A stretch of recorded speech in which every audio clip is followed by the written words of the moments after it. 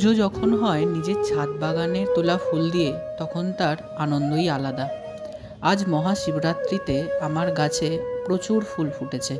জবা থেকে শুরু করে আকন্দ, তাও আবার 2 রকমের, অপরাজিতা এবং আরও অনেক।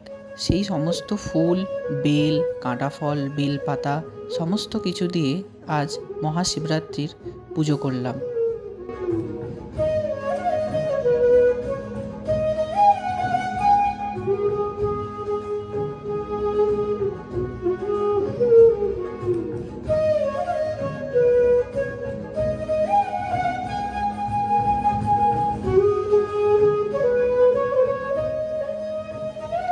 পুজোর নিয়ম পদ্ধতি অনেকের কাছে অনেক রকম হতে পারে।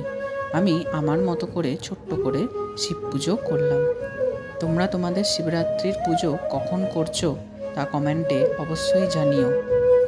আজকে চলি, দেখা হচ্ছে পরের ভিডিওতে। হর হর মহাদেব।